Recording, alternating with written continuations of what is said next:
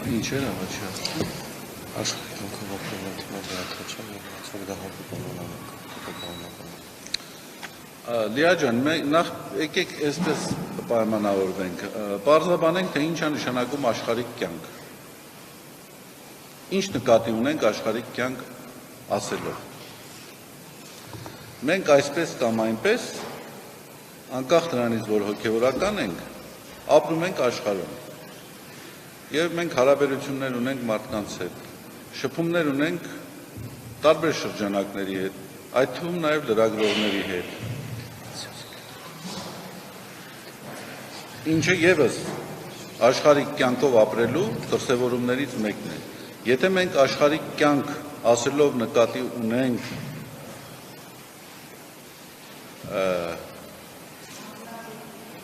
այնպիսի հարաբերությունները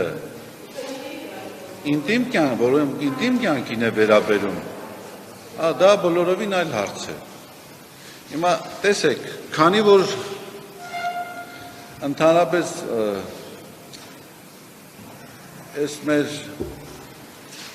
ես այդ բառը օգտագործել եմ անդրորովայնային հետաքրքրություններով առաջնորդվող մեր իշխանությունների թեթև ձեռքով ինտիմ կյանքը դարձել է պետական քաղաքականության առաջնահերթություններից մեկը, ես ասեմ ձեզ, ես այդ բանավեճը, այդ խոսակցությունը ռիփսիմեն կհամաձայնի ինձ հետ, գրեհիկ եմ համարում, գրեհիկ և անթույլատրելի եմ համարում։ Գիտեք ինչ, հիմա մենք մեզ մոտ ունենք խոստովանության գաղտնիության ինստիտուտ։ Իրավաբանության մեջ գոյություն ունի անձնական կյանքի իրավունքի գաղտնիության ինստիտուտ։ Ես հողում չեմ անում իրավաբանությանը, որովհետև մենք հոգևորական ենք։ Բայց ինձ համար բացարձակապես անհասկանալի է մարդկանց խոսույթը, որ հոգևորականը իրավունք չունի անձնական կյանքի։ Դա ընդամենը էլեմենտար անգրագիտություն է, անկախ նրանից դա ով է ասում։ Անձնական կյանքի իրավունք ունեն բոլորը։ Ոչ իրավական մեկնաբանությունների դաշտում, այլ զուտ հոգևոր ընկալումների դաշտում։ Մենք ինչի համար ենք խոստովանության գաղտնիություն ապահովում։ Անգամ օրենքի մեջ կա, որ հոգևորականը ազատված է խոստովանության միջոցով իրեն հայտնի դարձած տեղեկատվության տարածումից։ Դուք պատկերացնում եք ստեղծվի մի իրավիճակ, երբ որ մարդը ստիպված լինի իր ունեցած ինտիմ հարաբերությունների վերաբերյալ պարզաբանումներ տալ և սկսի տալ անուններ, որոնց հետ ունեցել է այդպիսի հարաբերություններ։ Պատկերացնում եք ինչպիսի իրավիճակներ կստեղծվի։ Դրա համար հարցերի շրջանակ կա, որոնք անթափանցելի են, անձեռնմխելի են։ Հիմա թե ով ինչպիսի հարաբերություններով է ապրել, մենք չենք կարող դրան գնահատականներ տալ։ Հիմա դուք վկայակոչում եք, որ կաթոլիկոսի անվան հետ կապված այդպիսի հարցադրումներ են առաջանում, կամ մեր եպիսկոպոսների հետ։ Ես իրավունք չեմ վերապահի ինձ այդպիսի հարցադրումներին պատասխաններ տալ։ Իհարկե դա որոշակի խնդիրներ հարուցում են, հանրային տիրույթում սկսում են այդ թեմաների շուրջ քննարկումներ, բայց ես կարծում եմ մենք պետք է ոչ թե սպասարկենք այդպիսի արհեստական օրակարգերը, որոնք բերվել են մասնավոր տրամադրությամբ, այլ մենք պետք է առողջ բանավեճ հարուցենք, հակադրենք դրան։ Հիմա այսօր Հայաստանի Հանրապետության, Հայաստանի թիվ 1 խնդիրը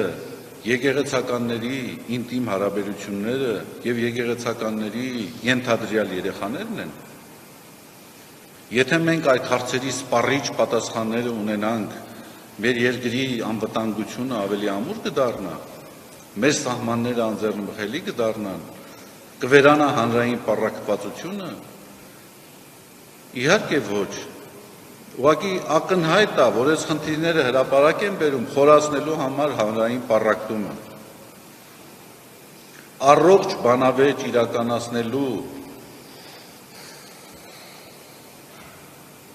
անկարողությունը այս մարդկանց մղել է այսպիսի կեղտոտ ու անթույլատրելի դաշտ։ Ընդամենը այս են պատասխանում։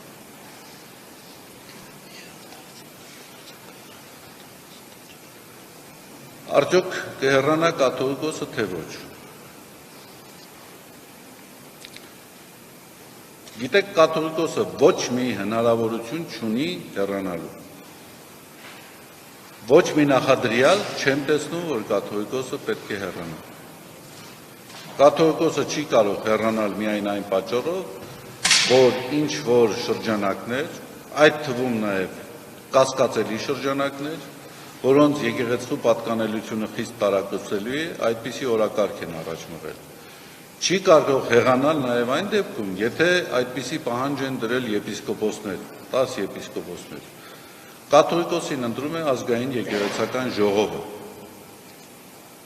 Եվ ազգային եկեղեցական ժողովի որոշումից դուրս կաթողիկոսի ցանկացած նման որոշում, որ ինքը պետք է հեռանա, դա ավելին չի լինի, քան դասալքություն։ Կաթողիկոսը չի կարող հեռանալ, եւ կաթողիկոսը ինքը բազմաթիվ անգամներ այդ մասին նշել է, եւ ես վստահ եմ, որ կաթողիկոսի կողմից այդպիսի որոշում չի կայացվի, չի կարող կայացվել, կաթողիկոսը ունի եկեղեցու եւ եկեղեցուն պատկանելության բարձր, չափազանց բարձր գիտակցություն։